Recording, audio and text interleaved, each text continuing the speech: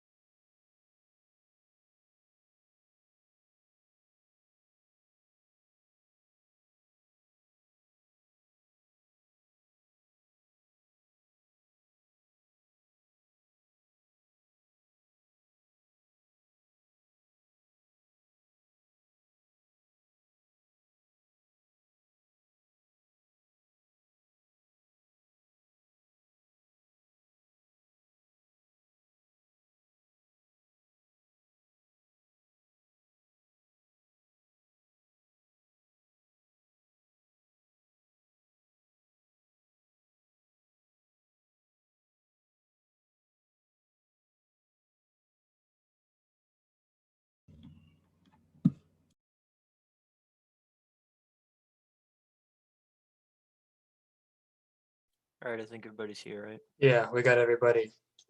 So I think we should go ahead and, like my group, we already have our presentation recorded and ready, so we can play it for you guys. If there's anybody who wants to go first, I think we have the solo person, I think. Are you ready?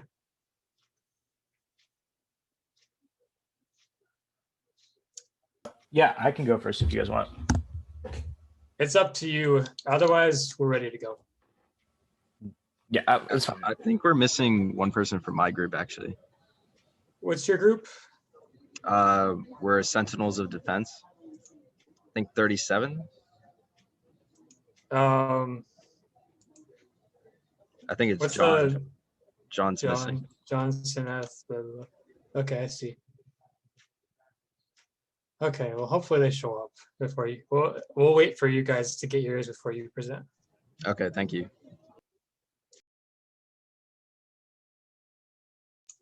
So I think I'll start with my group's thing because we already got it together, and then we'll move on from there.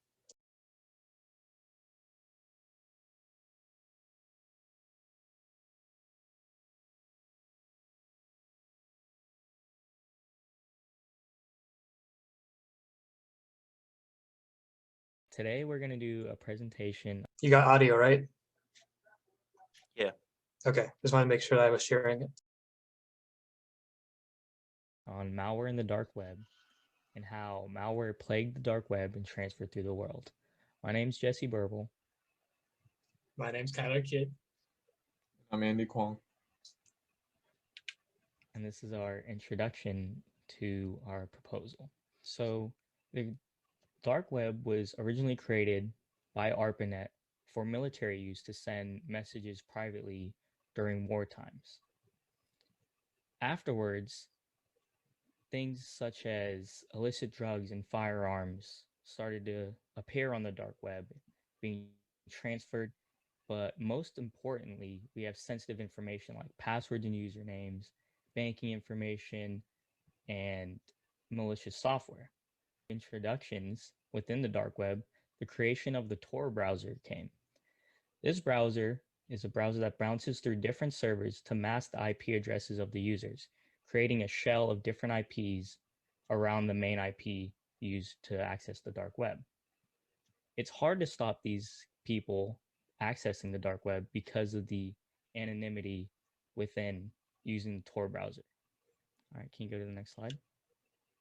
So research was kind of hard to find about this topic, so I seeked out help from Discord, and I found someone who works within malware and has some experience within the dark web.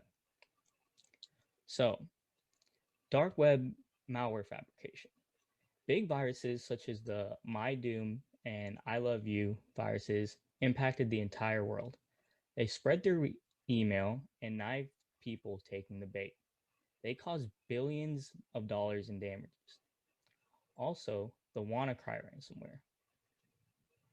Although these viruses are gone today, according to my sources, why the dark web is so dangerous is because these viruses can be refabricated easily. You have access to all these viruses, and little bits can be put together to create dangerous viruses.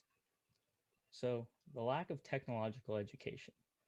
For example, the I Love You virus works through email and people clicking on a file extension that looked like a text file but was actually a .vbs. Once this file was opened, it would go into your kernel, it would go into your system32, it would change file types, making Windows inoperable, and you would lose all your sensitive data. It would change MP3s into just a bunch of gibberish text and also pictures.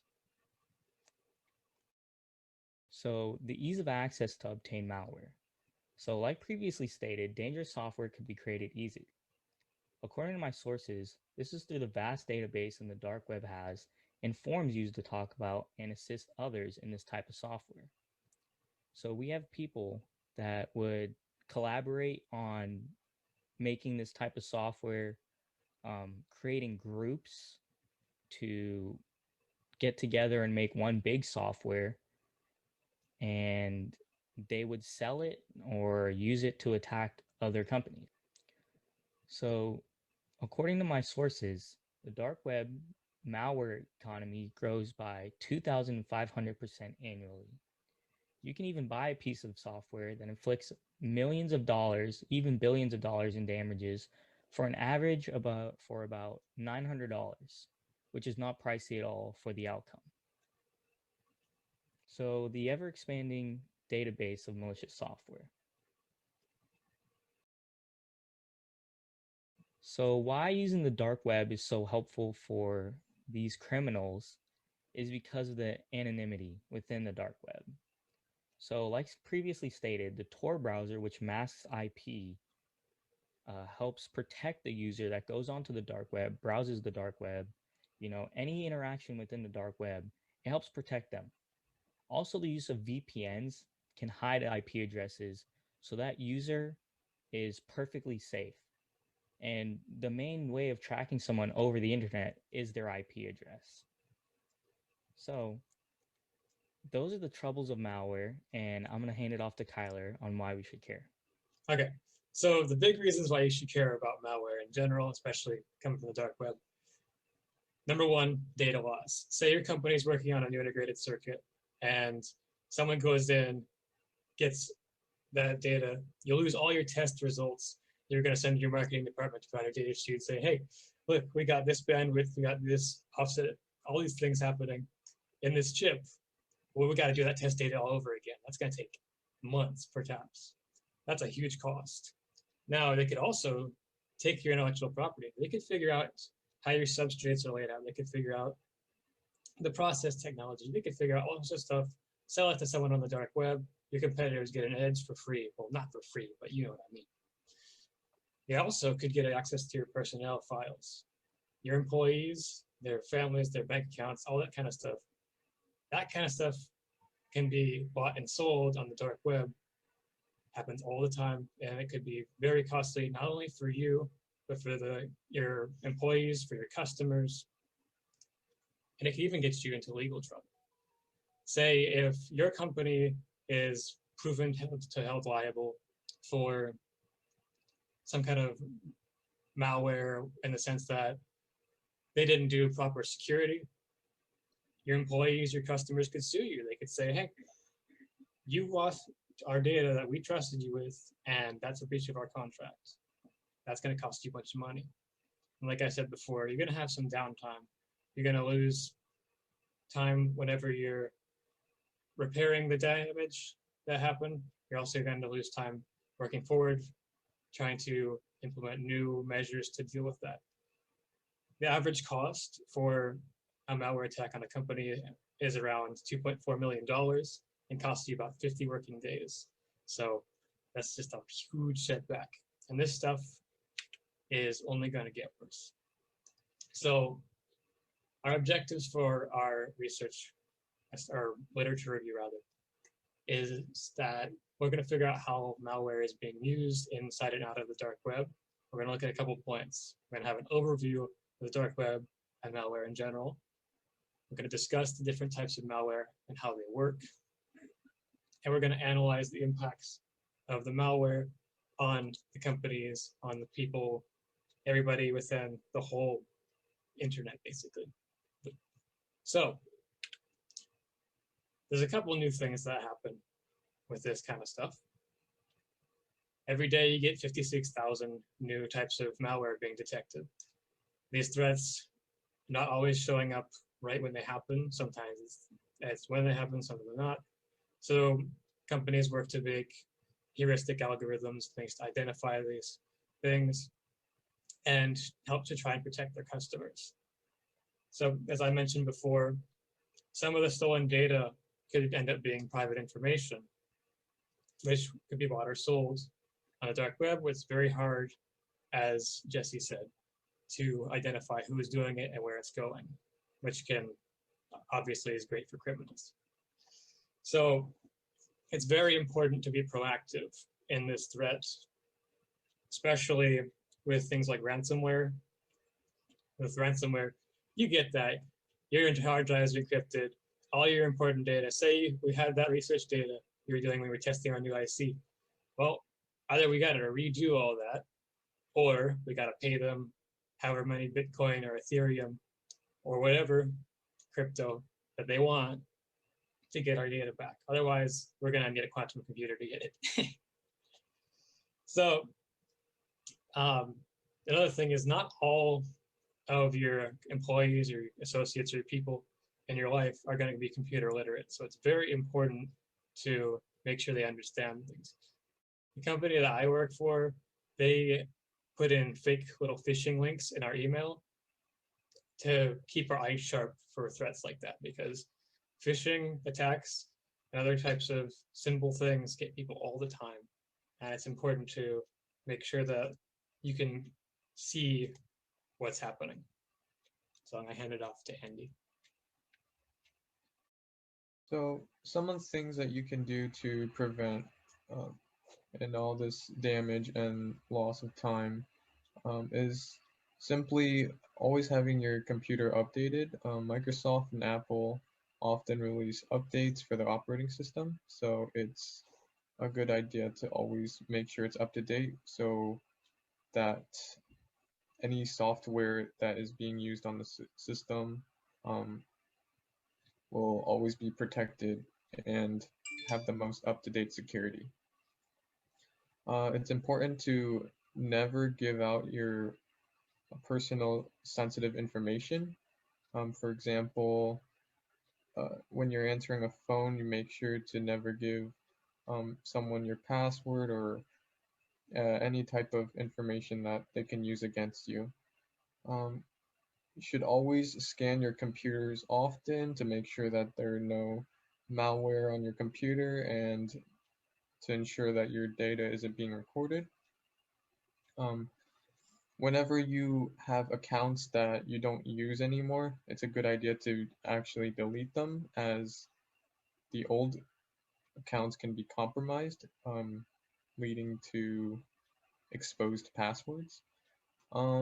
This one's a very difficult one, as I'm sure a lot of people are guilty of it, but try not to use the same password for multiple accounts, because this is the easiest way for an attacker to gain access.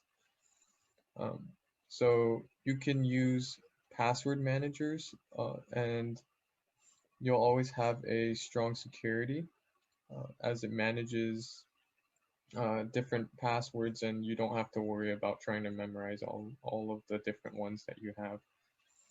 And lastly, you can use a more secure OS. So instead of the typical Windows, you can use something like Linux or a Unix-based operating system, which has built-in safeguards to limit penetration. So the things that we're going to review in this project are how malware is going to be created and transferred.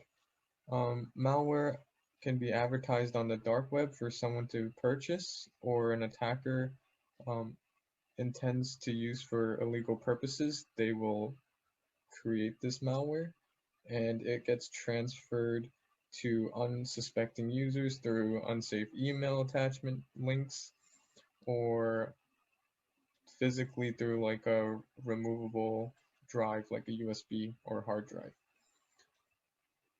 Malware,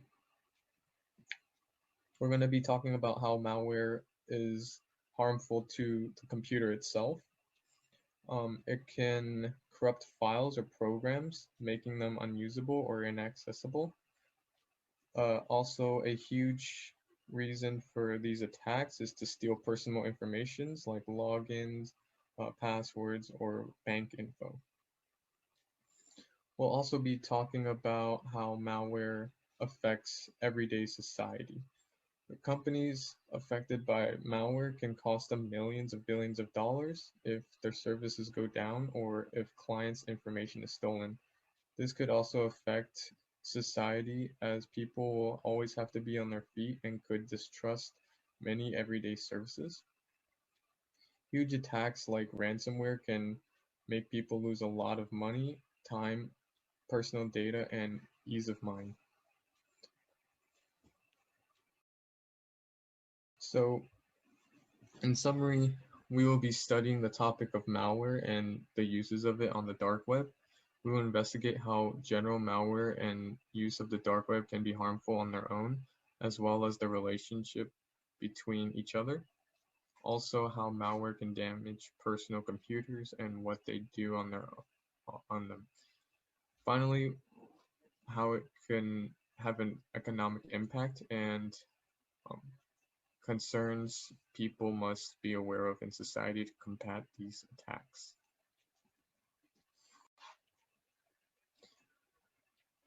So this is our schedule. The way that we're going to organize and get this assignment completed is we're going to, on week 1, we're going to research the topic, try to gather as much information about malware in the dark web. And then we'll have a rough draft based on what we learned for week 2. Week 3, we're going to hopefully finish the paper and review all the information. Week 4, we're going to get ready for the presentation, make sure the paper aligns with what we are going to be presenting. And then finally, week 5, we're going to be presenting our findings and submit. So Kyler is going to be analyzing the many different types of malware and how they can be used. Jesse will be looking into how the dark web and malware are used in conjunction with each other. And myself, Andy, I will be looking into how malware impacts people's lives and the things that we can do to prevent it. So these are just our references for some of the stuff we talked about, and we'll work with these as we go forward. So thanks for listening to our presentation, and if you guys have any questions, we'll be here to answer. Today we're gonna do. Yeah, I have a question. Do you guys think like eliminating like Tor browsers or like outlawing them is also an option? Well, making things illegal it's never really gonna make things go away. It just makes it harder. It makes it go more underground. If you made something illegal like that, you can still go out and pirate software, right? For example, right? All that stuff is illegal, copyright infringement. But people can do it. They just find different ways around it. So, in our opinion, the best way to move forward with it is not to ban dark web stuff. It's to recognize the threats as they come and try to predict them. Basically, just be proactive, because it's just like defensive driving. There's threats all around you. You got to make sure that you stay on top of them. Yeah, and to add on to that, I did a little bit of research, and after the FBI took down Silk Road, which was one of the main marketplaces for, illicit drugs, just any type of things that you can think that is illegal, just as fast as they took it down, someone else made another website. So you can't really take down the material, because just as fast as you take it down, they'll get back up. You have to go after the people themselves, which is kind of difficult, and why the dark web is still so big and popular. I All have right, a thanks, question for you Okay. guys. Sorry to interrupt. I have a quick question. What inspired you guys to like research that specific thing, the malware itself? Do you have any examples in your life that you had to go through?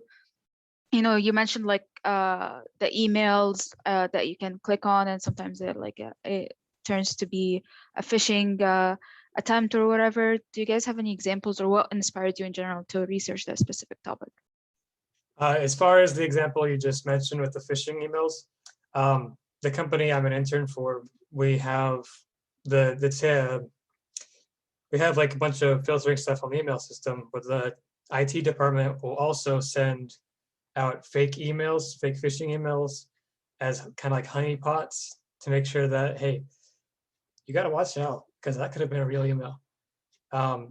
And I don't have any real significant personal experience with malware myself. I've always been pretty safe about it. My other group members may. Yeah, I find this topic very interesting, the attack and defense side, because in general practice, most people aren't really aware of all these things. They're just told to be careful about like things you click on or whatnot. But if you really research how people attack computers, it's actually scary how easy it is to really access and get information from people, whether that's just like social engineering, which is just pretending like you're somebody else given very simple basic information. So it's kind of like a PSA to people, I guess, that are interested in this, and I guess just figuring out things that they can do to prevent this from happening. Cool, thank you. I actually had a question. So you guys did mention like possibly like using Linux as like a way to like prevent like malware, since it does have like those built-in like safeguards. Do you think like just like the lack of like developers actually like supporting Linux as an operating system, like kind of like I don't know, like kind of makes that like not a very viable option for our society? Yes and no. The desktop computers, I think, are unlikely to ever become Linux in like large scale.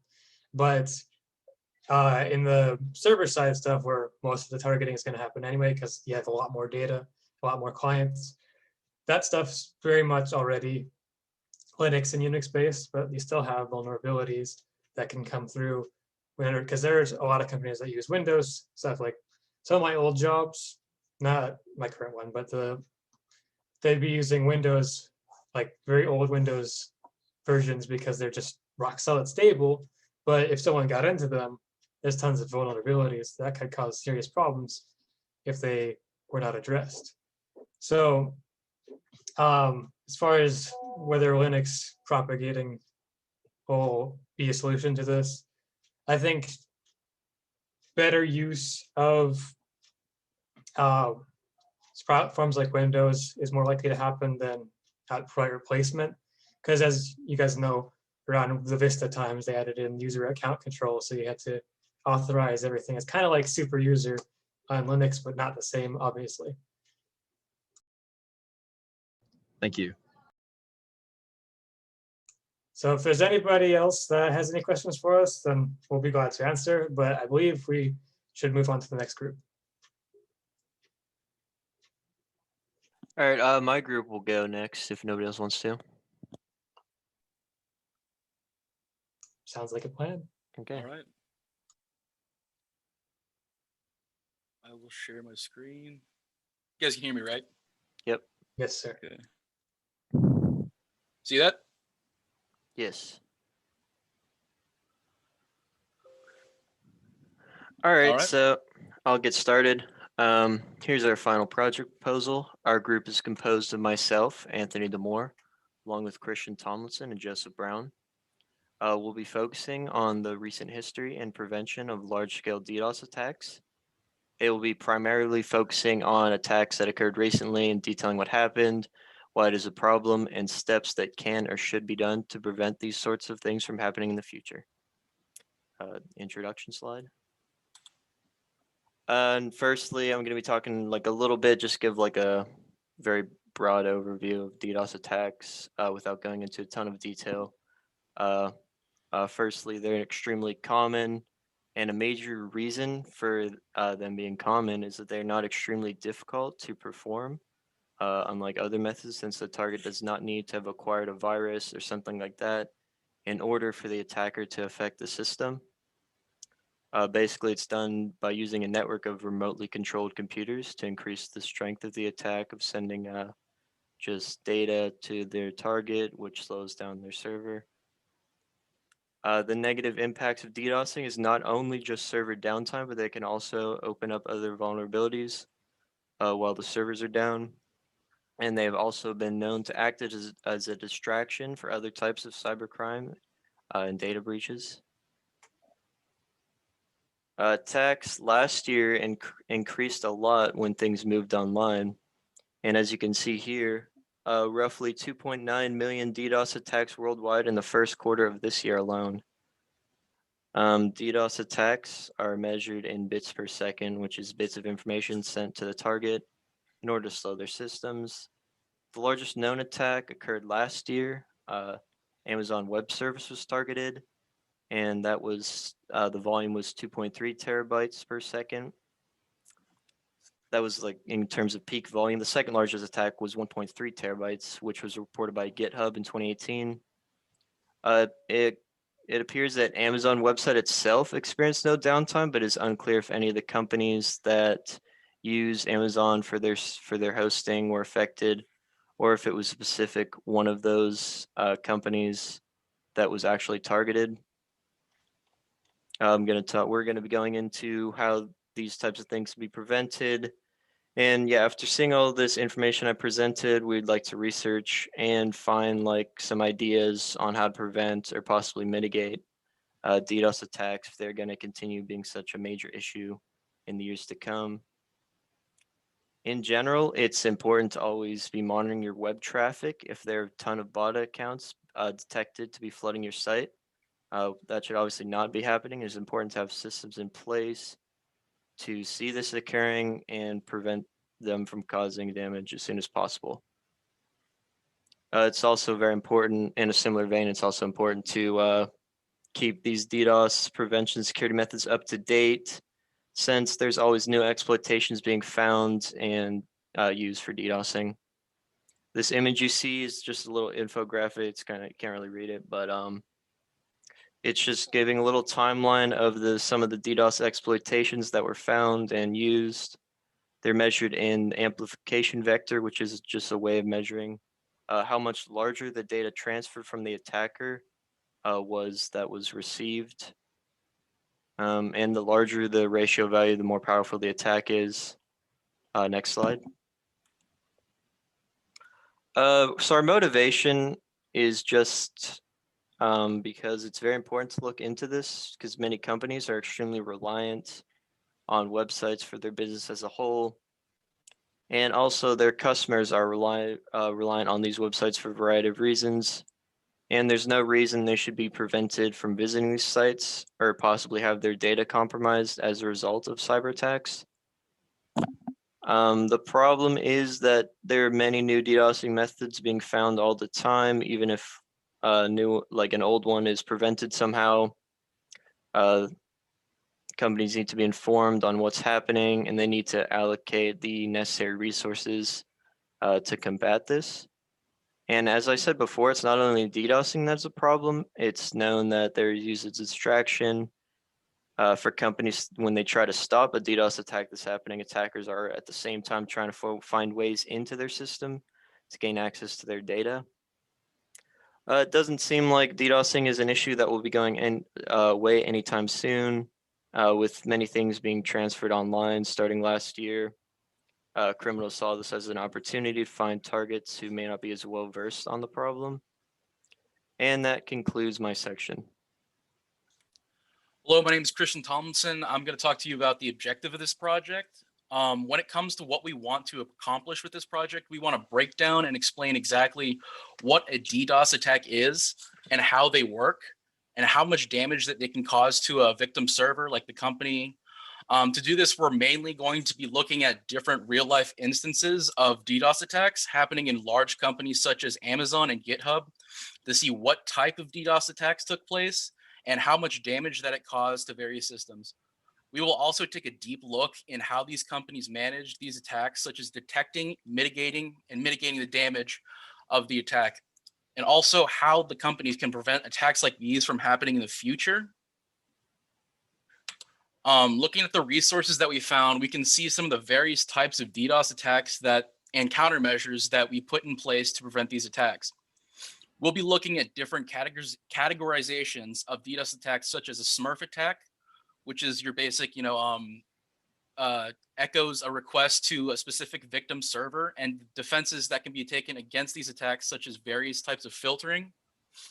We'll also be looking at reports made by companies such as Amazon, who was hit by a UDP reflection attack in 2020, and GitHub, who was attacked using memcache servers in 2018, to show an up-to-date analysis on the threats that are facing, so we can see just how dangerous DDoS attacks were and still are, and what we can do to stop them from happening again in the future. You can hear me, right? Yep. Okay, I'm Joseph Brown, and I'll be talking about our outcome and our schedule. So being not a research project and that we are a literature review, our outcome is going to mostly be about what we learn and the insights that we can gain. We're hoping that insights we can gain, we can learn or gain a greater understanding of the intricacies of DDoS attacks. That is the specifics on how they work. We are hoping that we can determine countermeasures that can be taken to prevent attacks from happening in the first place. And if an attack were to happen, ways that we can mitigate the damage dealt immediately and not worry about systems going down, etc. Next slide, please. So our tentative schedule looks like this. It starts from this week, so there are only 4 weeks included. Week 1, we're going to try to just find and read research material. And then weeks 2 and 3, we're going to spend most of our time writing our first draft and starting to polish the paper up. During week 3, we want to prepare our presentation. And then week 4 and 4.5, since it's due in the middle of the week, we want to polish the paper presentation and then go ahead and record it so that we don't have to do things live. Ideally, we have our work split evenly. We have each member given a subtopic. There are 3 subtopics that we chose. We have one person is going to research what a DDoS attack is, another, the companies that were affected, and another, how these companies prevent attacks and mitigated damage. We want everybody to get together after reading their papers, summarize what they learned, and then from there we're going to collaborate, combine our writings, and come up with a final paper that we can then submit. Most of our time is probably going to be spent in this phase where we're putting the paper together. So I tried to allocate enough time so that way we can do that properly. Next slide.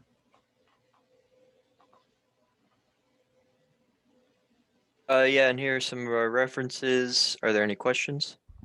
Yeah, I did have one. Did you guys plan to do any kind of research into DDoS protection? Because I've seen some services, especially things like Cloudflare, where they have I think they're contact and delivery networks. I've seen that they can implement some limited form of DDoS protection. So is that like a topic you guys were looking at? Yeah, it is. Where our main like goal is to see like things that occurred to companies and like then what they did to try to prevent those. So yeah, we are definitely going to be looking into prevention methods like that. Okay, thanks. That's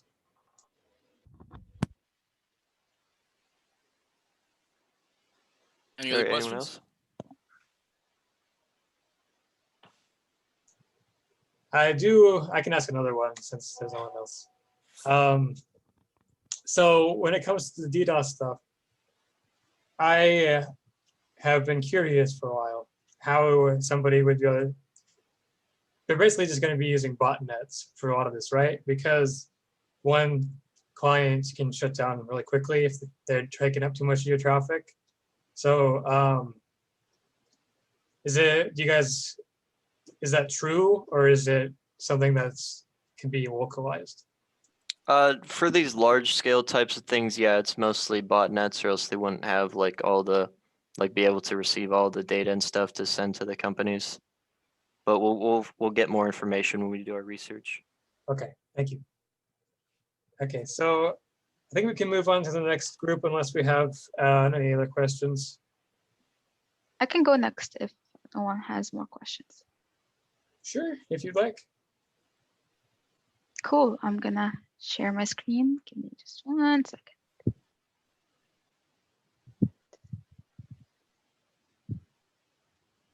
Okay, can you guys see the screen? Yeah, I see it. Perfect. Cool.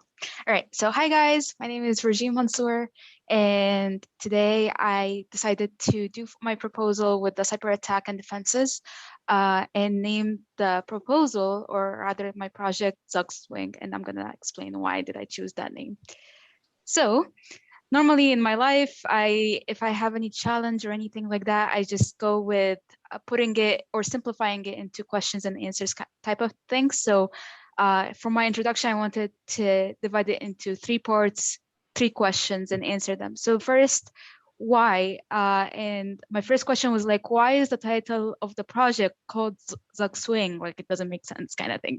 But Zug Swing is a chess term that once you're in that position, like when somebody says that like you're in the position of Zug Swing, that means that you're like vulnerable. You put yourself, you did an action, you're vulnerable to an attack from the opposite side, and you can't really do anything about it, kind of thing, from my understanding. So now I move on to the next question, which is what does that have to do with my research, or my literature in that case? So I'm gonna do that because Zugzwang is the term that I would use to describe cybersecurity and cyber attacks in general. We're often put into a position where we are like the ones that not like allow the attackers to attack us in a way of not knowingly always do it, but I imagine it as me being in a bubble. Everyone has a bubble around them, and that bubble has many doors. And those doors are the doors to your info, to whether it's pictures, information, social media, all of those are doors around you.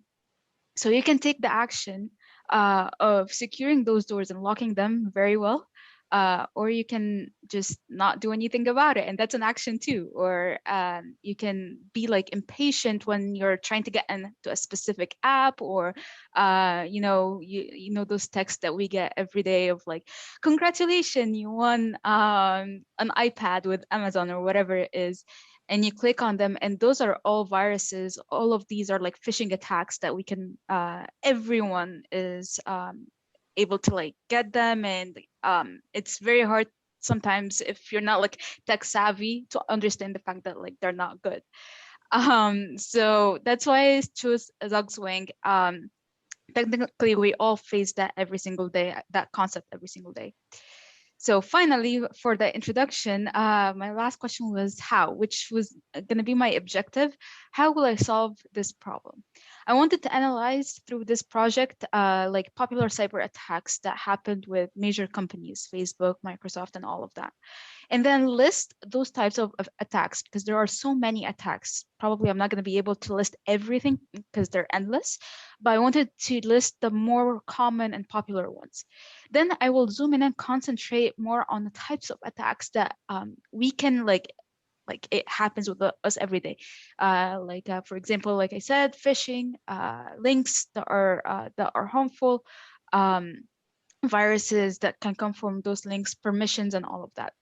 So my motivation at the end of the day from this project is to educate me and educate people around me as well, in a very user-friendly way that it's not super tech savvy, on how that those attacks are there. They're everywhere. Don't be trusting of, I'm just gonna, in order to get to the app, I'm gonna accept without reading those permissions that I'm giving away, and then seeing what actions can I take to prevent them.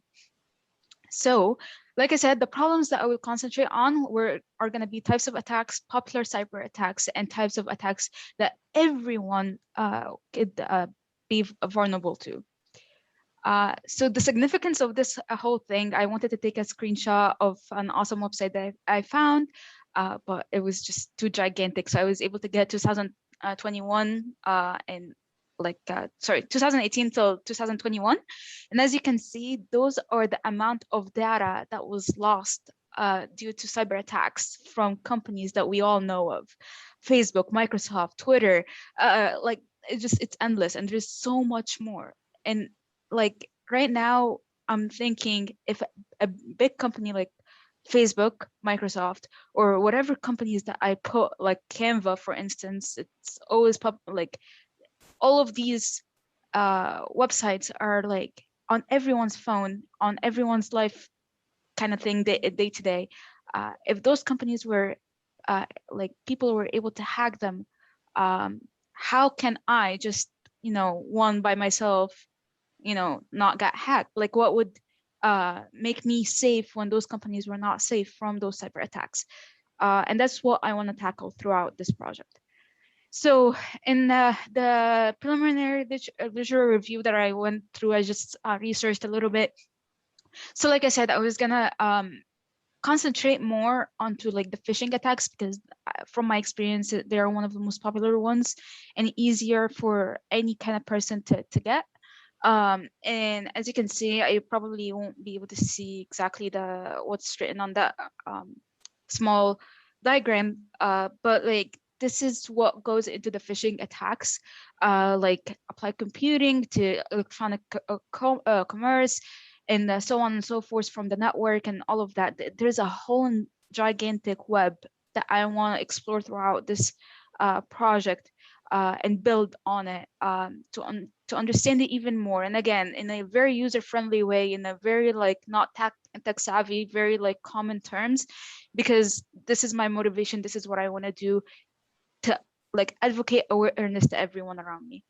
I want to also concentrate on social media and app permissions, as well as trying to find ways to prevent them and minimize the opportunities for attacks. Close those doors very securely in a very easy and very good way. So this is going to be my schedule, including this week. So the first week would be preparing. I'm going to like be reading articles. I already found very cool articles that I would like elaborate on.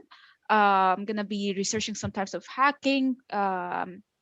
Also, like I might include wireless hacking as well, because we all go to Starbucks and all like cafes, and it's like we just connect and we think we're safe, all good, like no one can like hack me from there, which is absolutely wrong. So I might be able to look into that as well. Week 2, I will be analyzing all the data that I gained, and the type like will concentrate, like I said, phishing links, fake accounts on social media that can get me into that kind of trouble. And on week 3, I will be working on a paper from the beginning, step by step, but mostly that week 3, I will be gathering all the information that I've done and put it into the paper. I will also create the presentation in week 4 and finalize the paper. And finally, that last week or a half week, I will be practicing the presentation, adding or deleting anything that I need, and presenting and submitting the project. So finally, for my conclusion, I just wanted to like elaborate about summarize everything that I've talked about, saying that like the attacks that we have. I know we have awesome group here, like we talked about DDoS and malware and all of that awesome things, but like at the same time, people like that's what people think of when hacking.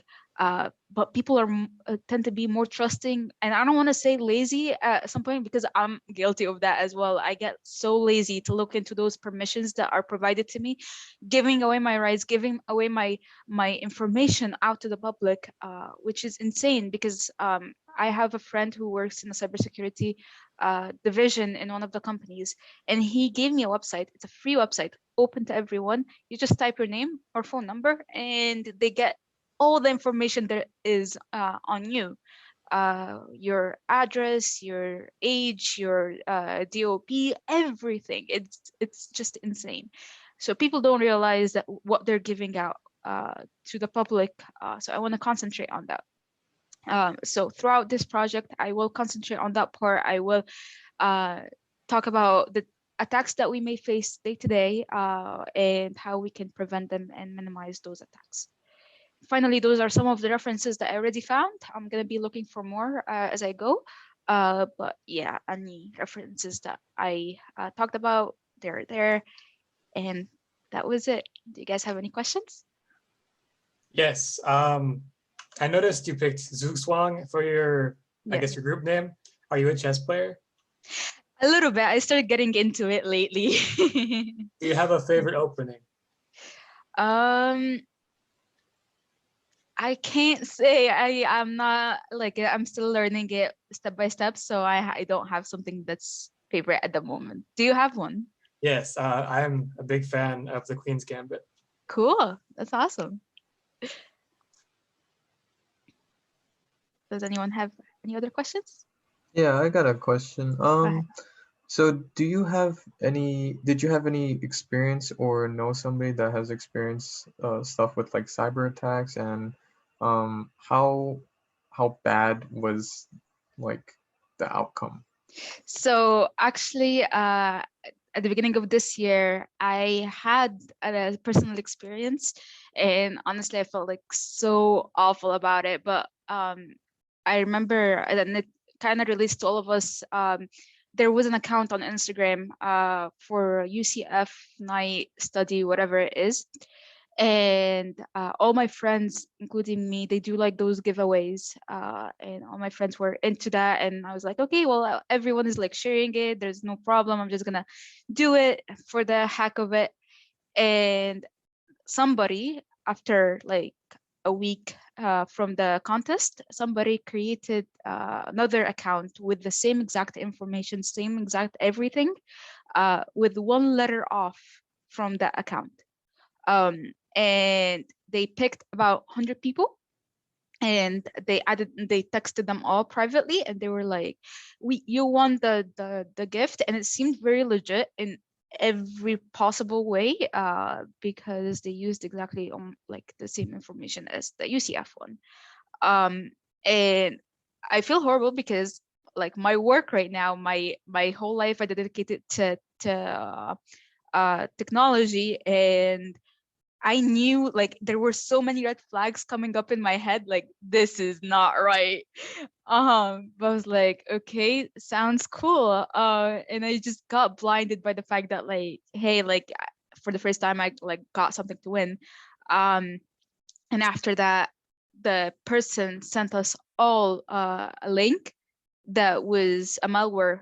It was just phishing, and my phone got a virus on it because of it. So I felt horrible. I felt stupid, but I learned a lot from there because, hey, like people, and it opened my eyes. This is what inspired me for this project because, like, it opened my eyes. A lot of people, a lot of us, we just get blinded by what is happening or the surprise or like the gift at the end or whatever. But it's just so easy to trick people these days. We have to be careful. So, yeah. Cool. Does anybody Thank have you. anything else to ask? Because that was a great presentation. Thanks for. Thank you. I know it's pretty intimidating whenever you're a solo and everyone else got. Oh But yeah.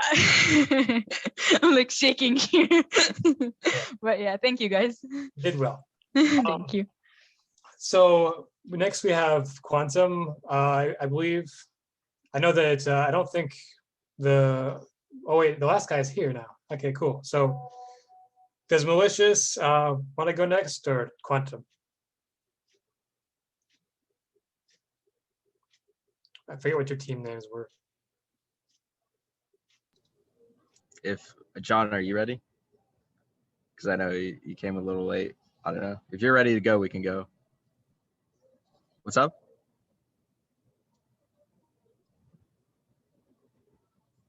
Your mic's not working. Okay, I guess he's not ready. Yeah. The other Hopefully you group guys can go figured that first. out. We're gonna go at quantum go. Yeah, I can go. Yeah, no worries. Hold on. Let me see if I can move here.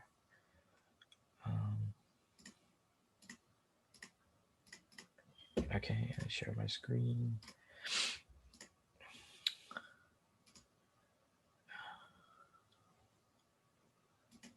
Okay, can you guys see it? Oh wait, hold on. There you go. Okay, there you go. And then let me turn.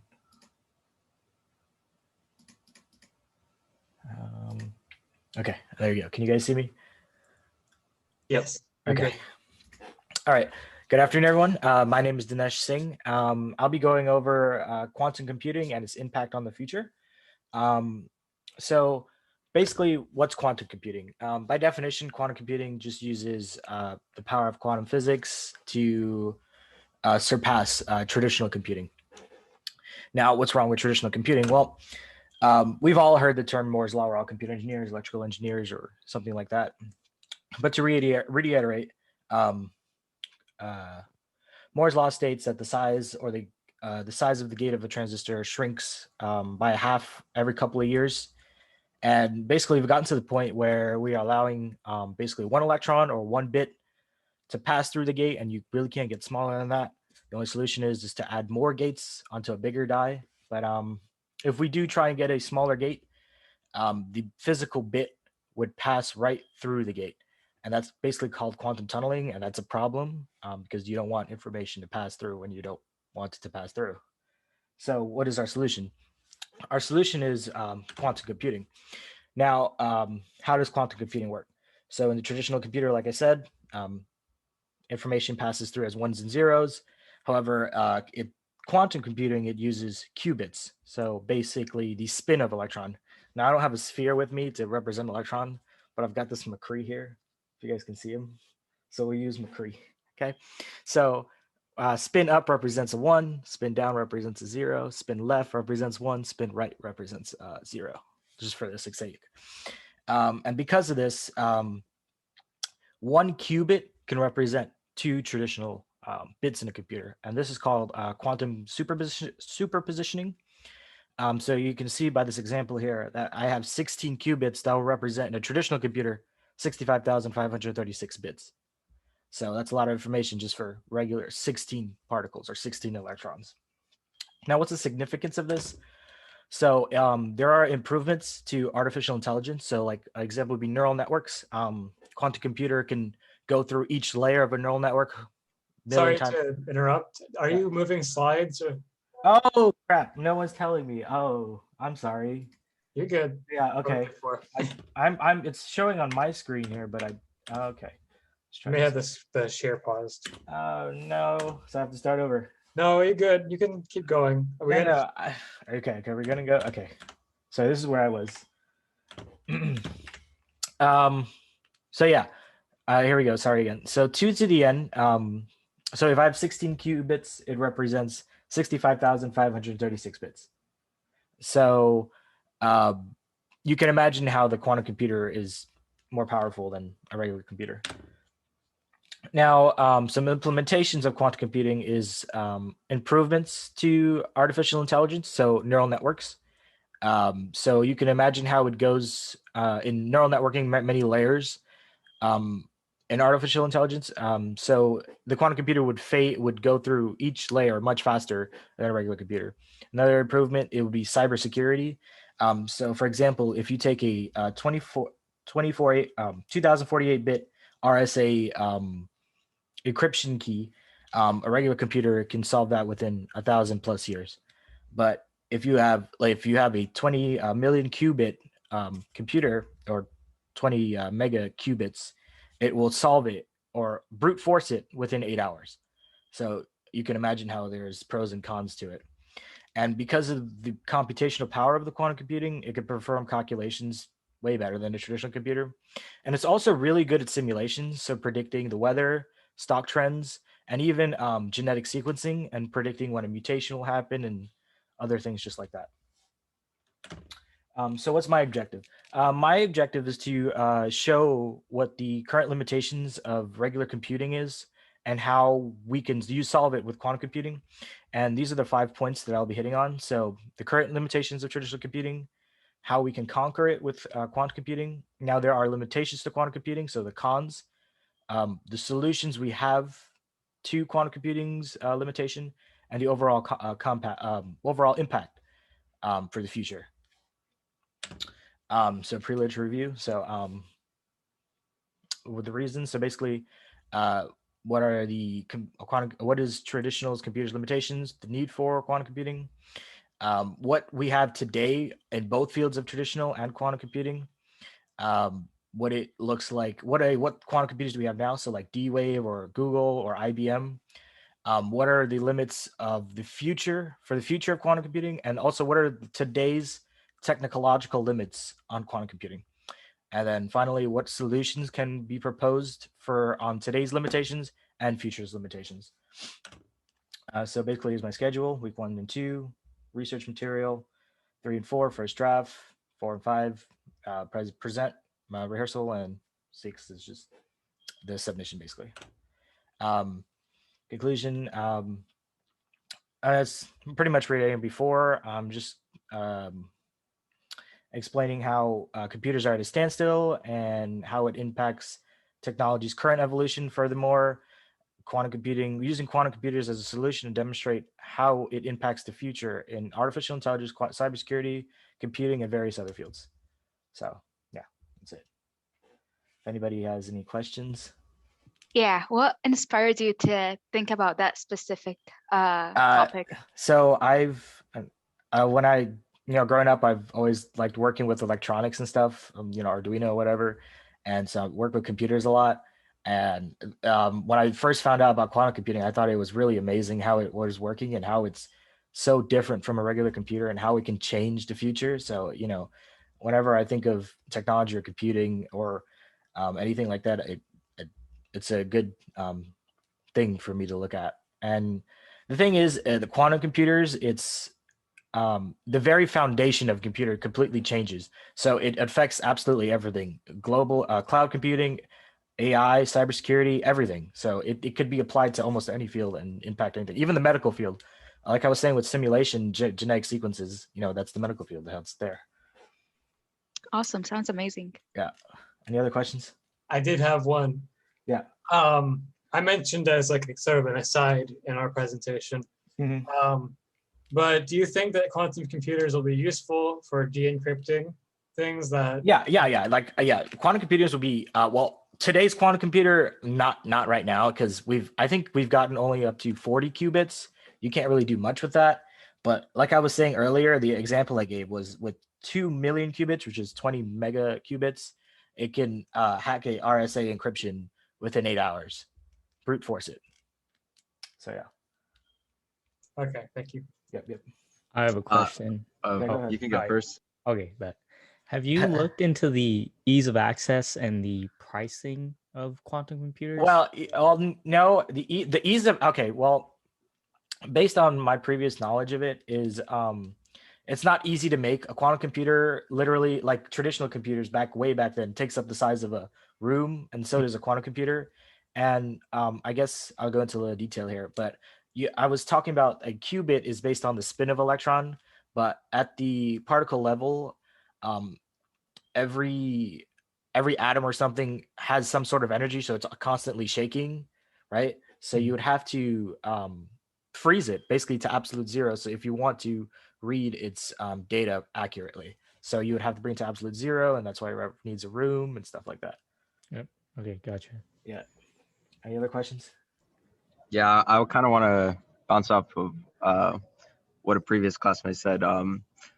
Are you like interested in like maybe getting like a master's degree or like working in like quantum computing or something? Or? It deals with quantum physics, and I'm not a major in that. I'm a computer engineering major. Yeah. And like Same here. Yeah, it's not. I don't think it's. They sound like they correlate, but I don't think they do. Yeah, but you could still master in it. Yeah, I guess. I mean, in master in quantum physics, it sounds like an interesting topic, but I don't know. Yeah. Yeah. Any other questions?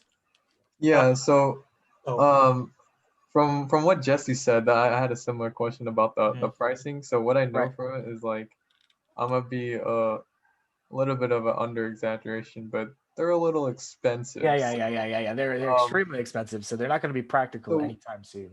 To like the normal guy or a person, what should they take away from this research you're doing? Okay, What so should they know?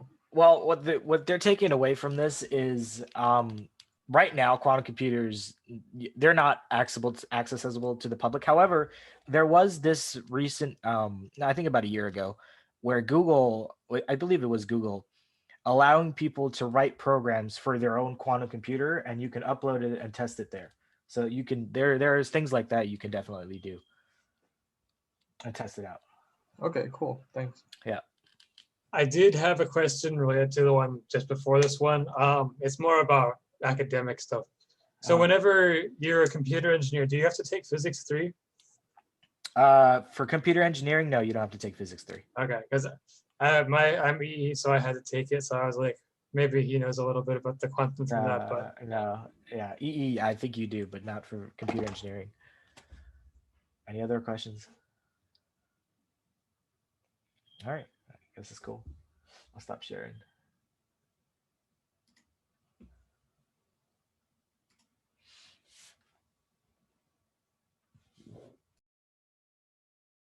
okay, so hopefully the last group is ready this time. Yeah, I think John's on his phone now. Yeah. Can you hear me? Yeah, we can I hear can you. hear you now. All right. So Hold up. I can't see myself in the video. Oh, here we go. All right. So we're good with the video. All right. Yeah. I'm going last, so you guys can start whenever you're ready. Okay, yeah. So I'm going to start us off. My name is Ronnie El Sheikh. So we're actually going to be researching about how effective like antivirus softwares are at actually protecting your devices. Next slide.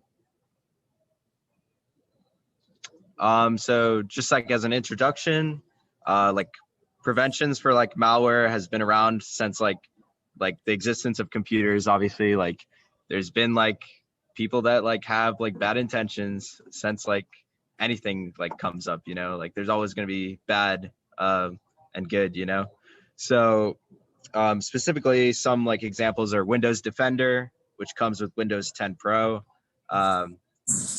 McAfee and Malwarebytes. There's also stuff like Play Protect, which if you have an Android phone, you might notice like before you install an app, it says verified by Play Protect. that's a good check to make sure that you're not installing some malicious apps on your phone. And yeah, I know like Samsung has like Samsung Knox that like actually like protects their phones. And Apple like does like some sort of hardware protection. So it's not really an antivirus software, but it's actually built into their hardware. Obviously, since they like are in control of like their own OS, like they have the ability to do that. But next slide. So some of our motivations is to find like any security flaws in today's antivirus softwares. Like, is there a way to actually backdoor like Windows Defender, you know, like, are like, which one of these softwares actually has the most protection against like backdoor hacks and like actually breaking down the software itself? Because once you break down the antivirus, like the virus has room to like work, you know. We also want to like find out which attacks are like covered by these softwares. Like obviously a lot of these like don't cover against like DDoS and stuff because they don't have like a VPN associated with them. Like Windows Defender doesn't have any VPN associated with it or anything like that. So it'll only be good for like viruses, malware, spyware.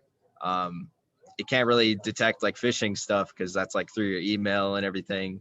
You probably would have to get like a separate software like attached to your email somehow that might help you detect that stuff. We also want to figure out like what's the best solution for your device's security, like which like software should you actually put on your device and like trust with like your information. Like you don't just want to like put some random like startup company, like they have access to like to your system 32 and then they, you know, they get all your personal information and everything. So like, can you actually trust these softwares that are made to protect your computer? And we that kind of ties into the next bullet point, like, can these companies be trusted with our personal data? We also want to find out like side effects of using these softwares. Like a lot of these softwares can like actually up your CPU usage, which is not the best thing if you have an entry level laptop or something, you're just trying to get your schoolwork done. Like you're actually taking a hit on your performance just by having an antivirus running in the background. And I know like McAfee also like changes like default device settings. Like it'll change your default search engine and stuff like that. Like kind of like under the radar, like it makes you accept something, but you don't really know what you accepted and stuff. And like that can lead to like actually like I know like it changes it to Yahoo, I think, and Yahoo actually it has a whole bunch of issues, but where like you can actually get a lot more malware from that. But anyways, next slide. So our problem is new types of malware are continuously being developed day by day. And like obviously like it's a constant fight between developer and hacker. Like there's always going to be like the hackers stepping up against the developers and like getting one step ahead, and then like eventually like there's an update for Windows Defender or something that patches that, but then the hackers come back. And there's also like not enough awareness of malicious software. Like the average user doesn't really know what like a malicious software looks like. They don't really know what a phishing attack looks like. They don't really know what to look for. So they can be very vulnerable in that regard. And also increasing the complexity of malicious software can be an issue because like developers are getting smarter and like they can actually design the software not to be detected by an antivirus application. And this could be a huge issue when it comes to actually like protecting your device, because like what's the like maximum amount of complexity of like a software that Windows Defender or McAfee can like actually detect. So yeah, we just want to know how to like prevent viruses and how to actually keep your device safe effectively. Next slide, and I believe Julian will be taking on this next portion. All right, can you guys hear me? Yes. Okay, so this kind of overlaps a lot with the previous slides, but in terms of the significance, a lot of people are a lot more aware of the fact that they need to be more protective of their data. But like on the previous slide. Not a lot of people know how to do it. There's a lot of things on the line for everyday person. Mostly in the forefront of people's minds, they're thinking about their finances. A lot of these attacks are going for credit card information and routing numbers, account numbers for your bank. It's also going for your personal social data like place of living and your actual social security number. A lot of these things can devastate people's lives. And not only that, but the complexity of these attacks are becoming worse. So a lot of the time, your antivirus software will not catch it at first, and all the scam artists have already taken your data. And a lot of the time, the actual person, like we said previously, is just not going to notice what's going on here. They'll open an email, they'll click a link, and it's not that typical Nigerian prince that wants to give you $10 million anymore. It looks a lot more realistic. And so we're trying to find out which software can really help you with this. In terms of our objectives, we really want to find which software is going to adapt the best to the new up and coming developments that scam artists and criminals and hackers in general are going to be developing. Not only that, how scalable is this going to be? Is it going to be able to defend against large scale attacks that really can destroy everything on your computer or destroy your life, all that kind of stuff. Also, we want to look at things like cost effectiveness and, like was previously said, whether or not your computer can run this alongside of other stuff that you're doing, and really see if it's going to be applicable to most people. So I'm going to go on to the next slide, and I believe John's going to take this over now. Yes. Can you guys hear me? Yes. All right. How are we doing, guys? My name is John. I will be taking care of the preliminary literature review. And basically all this slide is just showing you the 3 different types of antivirus softwares that we're going to be covering. And we chose to keep it fairly broad because we weren't about to choose about 10 different antivirus softwares. We chose Windows Defender because it's in every single computer, or at least everything with Windows.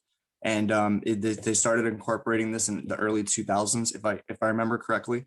And a lot of people don't know that it's actually pre-installed in the computer. They'll get other antivirus softwares to satisfy something that they don't have, but this one actually works just fine. It actually it doesn't take up as much energy as most other antivirus softwares because it's supposed to be seamless. It's supposed to be working in the background, and it'll keep you safe for the most part, but I don't think it protects against everything since it's just a run-in-the-mill defense program. It does cost extra if you get the Pro version. It's a one-time payment, but this is with Windows 10. With the previous ones, it was already incorporated. With McAfee, we chose this one because it's definitely the most popular one. With my laptop, I bought it, and they have constant advertisements for McAfee. I have no interest in getting McAfee, but that is going to be something that we're going to delve into more in the future to see if it's actually a viable option, to see if something that you would want to have on your computer. But one of the things that I'm seeing right away is that it actually has some high CPU usage, which is going to bite you in the ass later on. It's not going to work if you have a low-end computer and you need to get a lot of stuff done, because it's just going to slow down your performance. And if that's something that is something that you would worry about, then you might consider getting something different, like possibly Malwarebytes. Malwarebytes I ended up choosing because it's a pretty average software. It doesn't do anything too extreme. It's right in between where you need to be. And it does say that there's a monthly payment here, but I bought mine for a one-time payment of a year, and it wasn't that much money. I think it was only like $50. But as far as these 3 programs go, we're just going to see what the pros and cons of each are going to be, give you a general overlay of what you should do, and then we'll give a synopsis of everything that we've researched to see if that's something that you guys would be interested in, to see if you would have, we might even throw in another one just to see how it comes into play. But we're going to play everything by ear for now and just see where our research takes us. Julian, I believe the last one is just a schedule. I don't know if there's anything else that we have to say about that.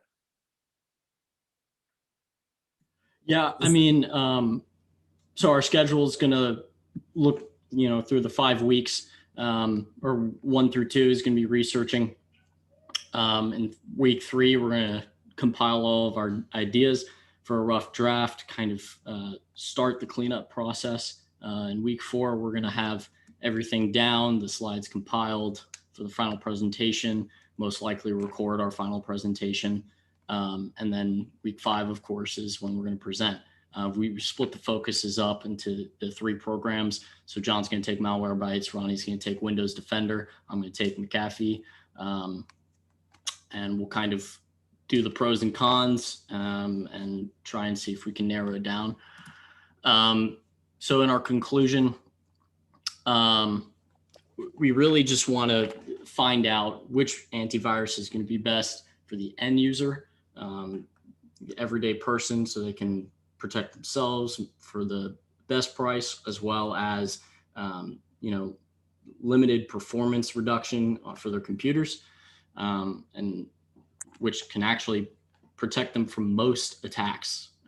Other than that, we'll open it up to questions and, of course, our references. I believe that's it for now. Do you guys have any questions, any clarifications? Yeah, this is not directly related to the presentation, but do you guys remember Avast? I don't know if they still exist. Yes. Oh, yeah. Avast. That was virus prevalent was like 7 years manipulated. ago. They used to scare me every time. Now That was a free program, wasn't it? I think so, yeah. For a little Do bit. you remember They were AVG too? Go ahead. Oh, I was asking, do you remember AVG as well? Oh, yeah. Yeah, those are both free programs, if I'm not mistaken. I have a question. What's up? Are you guys going to look at like the inner workings on how the antivirus scans the computer and works to get rid of the viruses and malware? I'm definitely interested in seeing the meat of how these antivirus programs do what they do. So we're definitely going to try to delve into that a little bit more. I'm not sure if we'll have supplementary information. It just depends on how much we're able to find. Okay, awesome. To piggyback on that, a lot of that information is proprietary. So these companies probably won't give us most of the meat to tell us how they do this, because, partly security issues, also, it's going to be behind a paywall. So, they're not going to try and share that with us for the most part, but we're going to do our best. Sweet. I think I'm just gonna add a comment. I love that you guys picked that. I'm super interested in knowing what you guys come up at the end with. But I think since you just said it's gonna be I can't say the word, but like it's gonna be hard to get the information out of the companies themselves, because each company will advertise that they are the best or whatever. Maybe like do some kind of poll, or like ask, people even on Discord or whatever, whoever is using those stuff, and get information of how they feel about it. Because I think it really, like, your project depends more about the user interface itself and the user like experience with those interfaces. So, but it's super cool. Good job, guys. So thankfully, we will have each of us have experience with each of these. I'm not sure about McAfee specifically, but what we're going to try to do is use our personal experiences to explain the programs first, and then we're going to try to get some external information. Awesome. Sounds great. Thank you. Any other questions, guys? If that's all, I believe by my count, we have all the groups accounted for. If there's no more questions, I guess we can let you guys start to go. Should we go back to the main room and let him know that we're done? I think that's I will do that for you guys. Okay, cool. Thank okay. you. So we're good to go. Yeah, you guys are good to go. I'll keep the recording. Thank All you. right, you guys have a good one. All right, All right, see you guys. Yeah.